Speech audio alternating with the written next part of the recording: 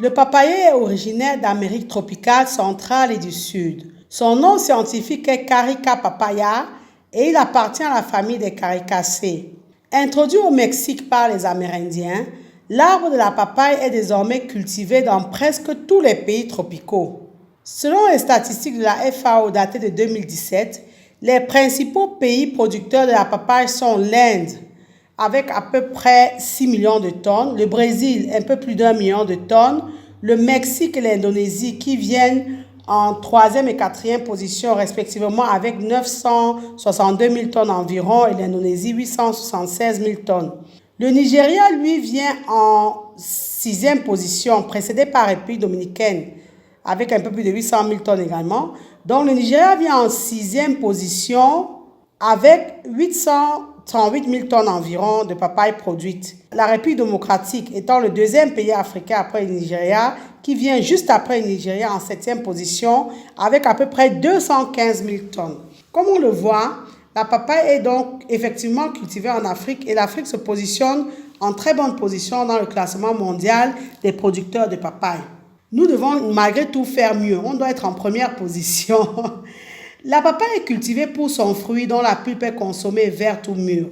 Si son fruit a des vertus digestives, ses feuilles, ses graines et ses racines ont, elles, des propriétés médicales.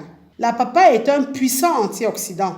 Vous entendrez souvent désigner le papayer avec des termes comme arbre à pharmacie, arbre de vie, arbre magique. Ceci parce que rien dans le papayer n'est inutile. Le papayer est à la fois un aliment via la papaye et un médicament via toutes ses autres parties et également la papaye, également le fruit d'ailleurs. Donc, tout comme le corosol dont nous avons parlé sur cette même chaîne, c'est un alicament. Donc, la papaye peut être aussi bien cultivée pour sa pulpe aux propriétés gustatives incontestables, bien que souvent on ajoute un filet de citron pour consommer cette pulpe-là, ou alors pour ses feuilles et pour ses graines. Sa haute productivité fait de la papaye une culture rentable.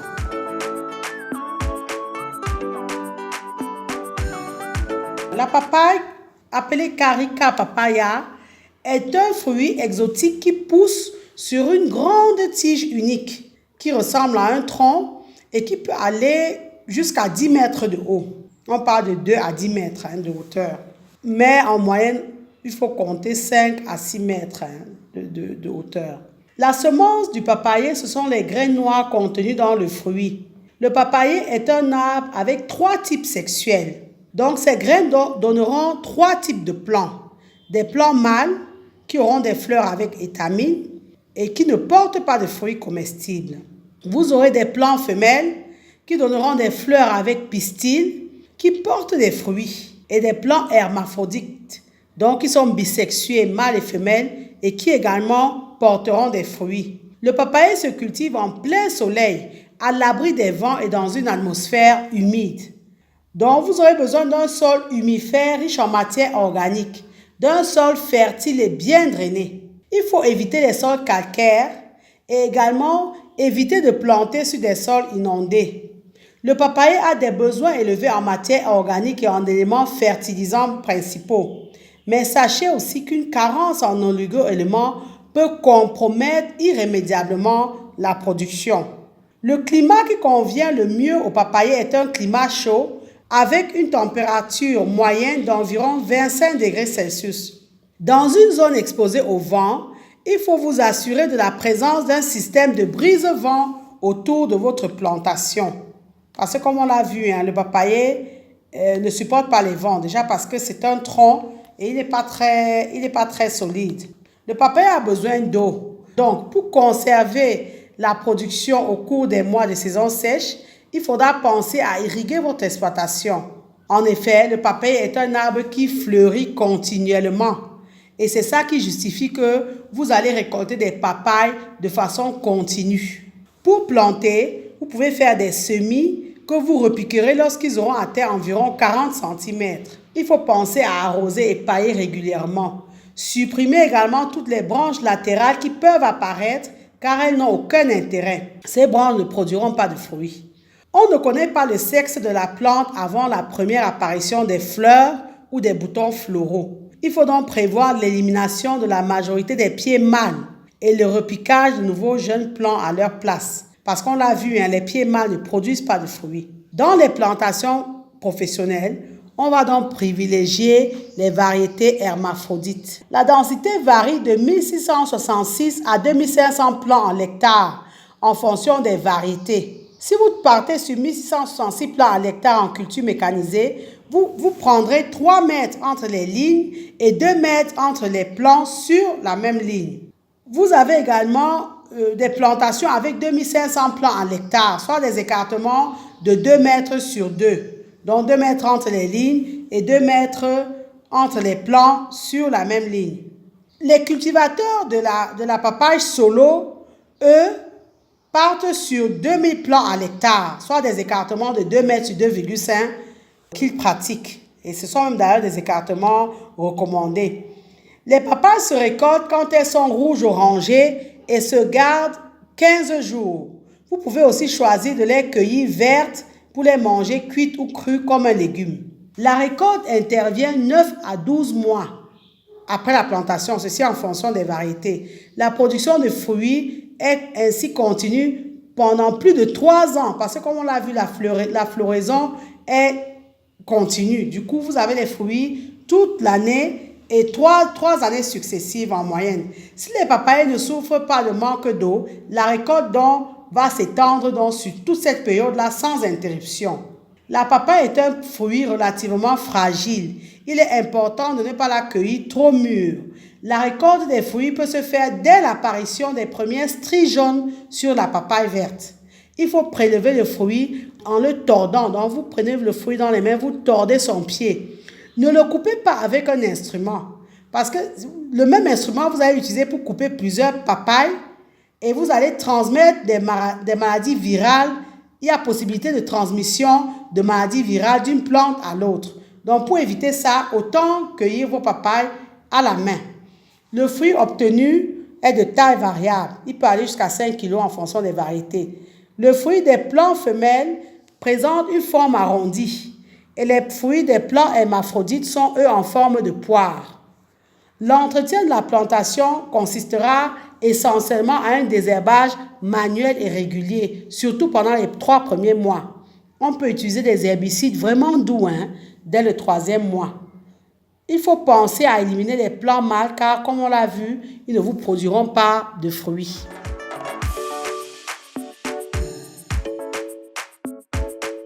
Le papayer est attaqué par de nombreux ennemis, des insectes, des nématodes, des champignons, des virus, etc. Le plus significatif étant le virus de la mosaïque. En cas d'atteinte virale, on élimine le papayer malade au plus vite et on le brûle dès qu'il est sec. Il est également possible de prévenir les infections en éliminant les insectes vecteurs des virus, comme les pucerons, et ceci en utilisant un purin de feuilles ou des préparations à base de Nîmes. On l'a vu sur cette chaîne, les préparations à base de Nîmes, de feuilles de Nîmes. Il faut savoir que les problèmes phytosanitaires sont aggravés par l'extrême sensibilité des papayers à la phytotoxicité provoquée par les pesticides.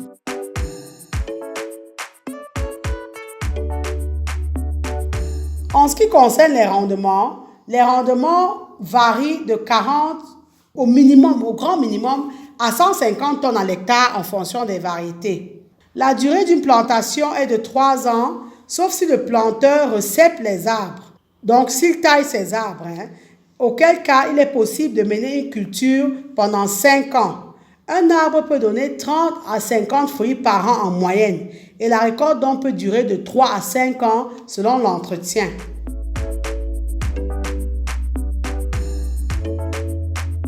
La variété de papaye la plus connue en Afrique centrale, c'est la papaye solo. Mais il existe d'autres variétés, comme les papayes Red Royal, les Sunrise, les Amazon, F1 Horizon, Kalina, Goliath, etc. Donc, en fonction de vos pays, et si vous vous rapprochez des vendeurs de semences, ils vous conseilleront au mieux.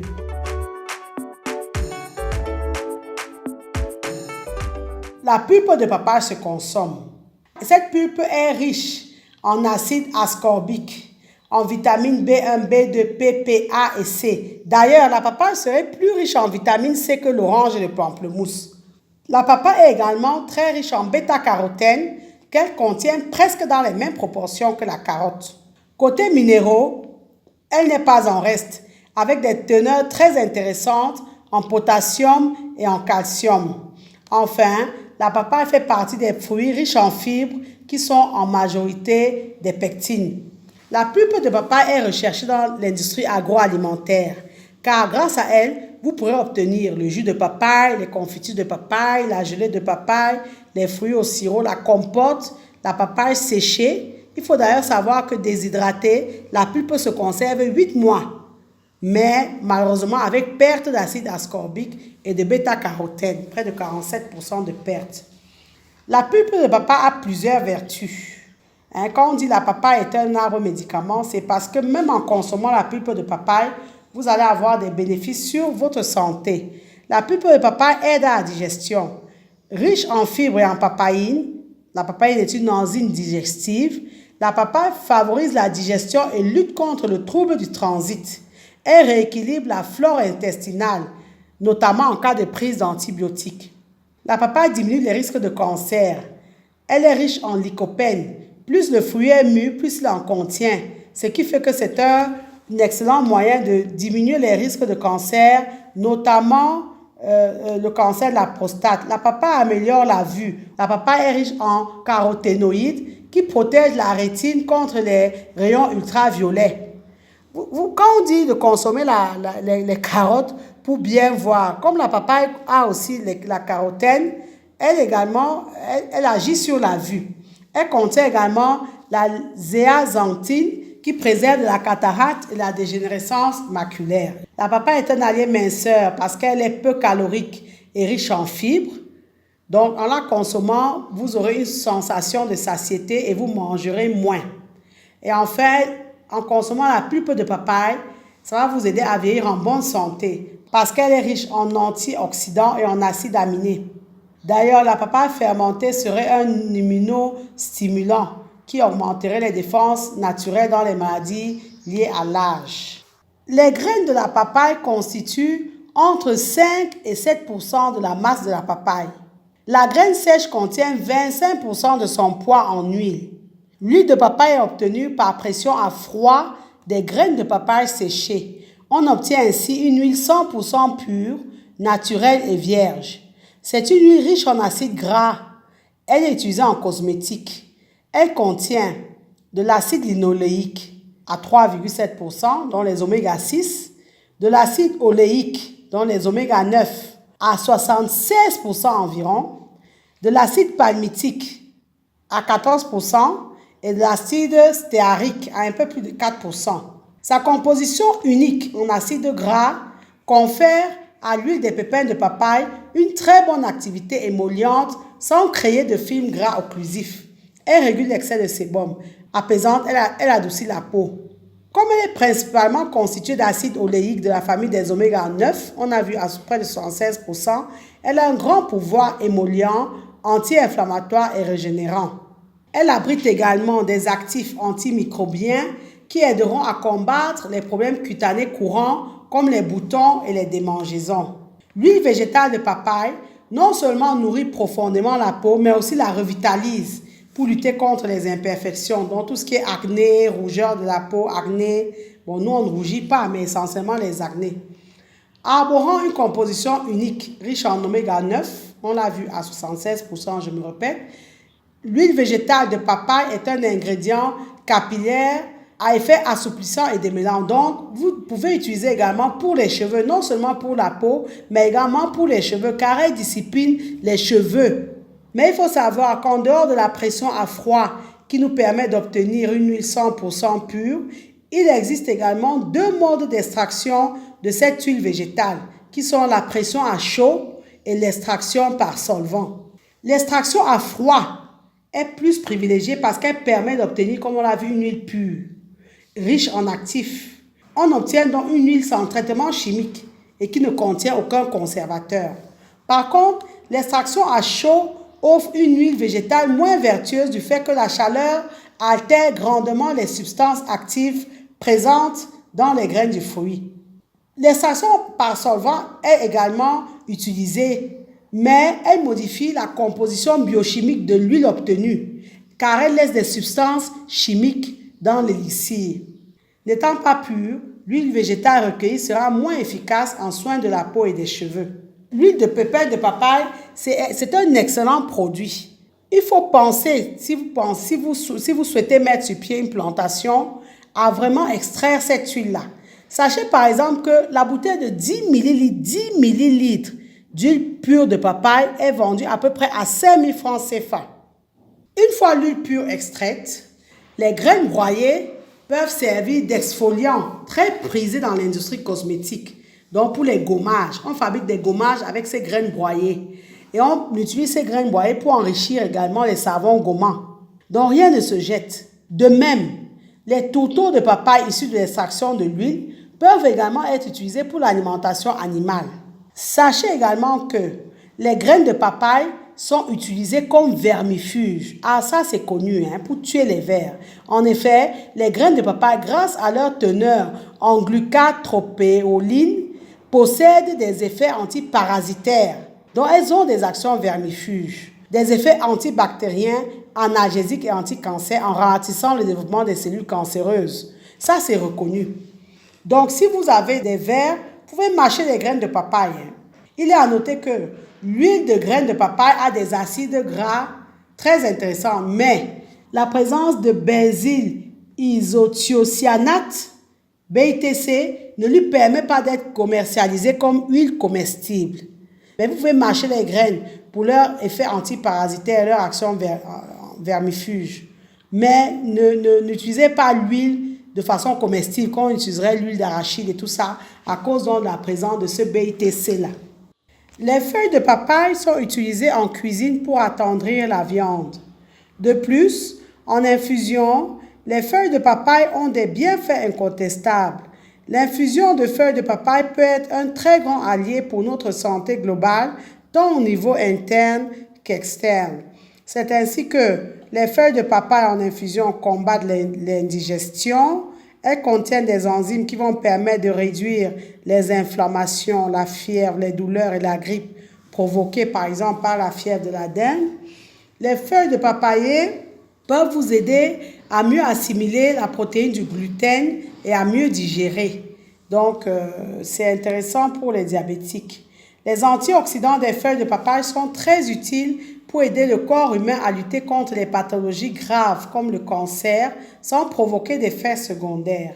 En consommant de l'infusion de feuilles de papaye, vous pourrez combattre l'addiction aux glucides et au sucre qui est source de mauvaise santé. Elles apaisent les problèmes de grossissement de la prostate. On l'a vu, c'est un anti-inflammatoire. Donc, si vous souffrez d'un grossissement de la prostate, vous pouvez consommer en infusion les feuilles de papaye. Nous savons tous que la papaye est un excellent laxatif. Cependant, si vous n'aimez pas la saveur de ce fruit, vous pouvez consommer donc l'infusion réalisée à partir de ces feuilles. Les feuilles ont le même effet. Cela vous permettra de soulager vos problèmes de constipation grâce à leur forte teneur en fibres. Pour soulager les spasmes et les douleurs associées aux menstruations chez les femmes, vous pouvez boire du jus de feuilles de papaye plusieurs fois par jour. Les feuilles de papaye permettent de garder une peau jeune et saine grâce à leur teneur en acides aminés. Donc, si vous consommez donc de l'infusion de feuilles de papaye plusieurs fois par jour, vous allez pouvoir raffermir et rajeunir votre peau en la protégeant des rides et de l'apparition des lignes d'expression. Que ce soit à cause d'un traitement médicamenteux ou de la progression d'une maladie, nous perdons parfois l'appétit. En buvant donc de l'infusion de feuilles de papaye, vous allez aider votre corps à avoir envie de manger, à stimuler donc votre appétit. La forte teneur en phytonutriments des feuilles de papaye peut permettre à votre corps de se protéger contre les maladies cardiovasculaires, le cancer, le vieillissement, les allergies, les affections stomacales. Donc, vous voyez que les feuilles de papaye ont également un très grand bénéfice. Donc en cultivant la papaye, pensez aux vertus de ces feuilles et pensez à voir comment les transformer en tisane ou en infusion afin de pouvoir faire bénéficier de toutes ces vertus-là aux consommateurs. La fleur de papaye n'est pas en reste. Les fleurs de papaye servent à préparer également des infusions fébrifuges et pectorales sèches ou pulvérisées. Elles constituent un excellent vermifuge. Un autre produit très intéressant issu de la papaye, c'est le latex. Le latex est extrait de la papaye. Toutes les parties du papayer renferment un latex blanchâtre qui est recueilli par incision des fruits immatures, dont verts, et puis séchés. Ce sucre-là, ce latex, est très prisé pour ses vertus médicinales car il contient deux principes actifs très importants, la papaïne et la chymopapaïne, deux enzymes efficaces pour faciliter la digestion des aliments protéinés. Donc, on peut donc également cultiver le papayer uniquement pour la production de la papaïne. Donc, c'est une enzyme protéolytique que l'on trouve dans le latex des feuilles, des tiges et du fruit. Cette enzyme, qu'est la papaïne, possède de nombreux usages industriels. Il permet de traiter la viande pour l'attendrir, de clarifier les jus et la bière, d'extraire de l'huile de foie de thon, de traiter la soie et la laine avant leur teinture, d'éliminer les poils sur les peaux à tanner, de préparer des crèmes faciales et des crèmes nettoyantes, notamment pour les verres de contact. En ce qui concerne la chymopapaïne, cette autre enzyme tirée donc de ce latex-là, la chymopapaïne, quant à elle, est utilisée pour soulager les douleurs névralgiques du nerf sciatique, dont les gens qui ont les hernies discales là. Ça, c'est un excellent produit. Sachez également que les racines du papayer sont utilisées. Elles permettent de lutter contre la jaunisse. Pour cela, il faut prendre une tisane que l'on obtient en faisant bouillir des morceaux de racines de papayer bien lavés. Et vous buvez ça. Tous ceux qui souffrent de jaunisse là, c'est bon à savoir.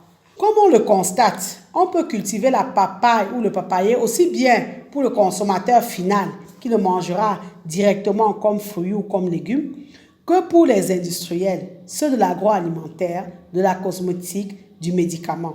Ne vous lancez pas dans la production industrielle de papaye si vous n'avez pas au préalable des clients qui vont vous les acheter directement ou alors si vous n'avez pas l'intention de transformer tout ou partie de votre production. La papaye est un fruit hautement périssable et plus elle est mûre, moins vous pouvez la transporter parce qu'elle s'écrase. C'est vrai que la production de papaye est une activité hautement rentable, mais ça ne le sera que si le projet est bien mené et bien mûri. Vous devez avoir des financements conséquents pour lancer le projet à grande échelle et pouvoir acheter les semences des variétés à haut rendement. Vous devez maîtriser l'irrigation. La maîtrise de l'irrigation est essentielle car cette plante craint autant les excès que les manques d'eau. Vous devez donc penser aux méthodes d'irrigation. Donc, tout ce qui est forage, système d'irrigation goutte à goutte, tout ça là. Vous devez penser aux moyens de transport et de conservation de votre production, car la demande des consommateurs est en général importante dans les grandes villes. Vous devez investir dans le matériel de transformation de votre production.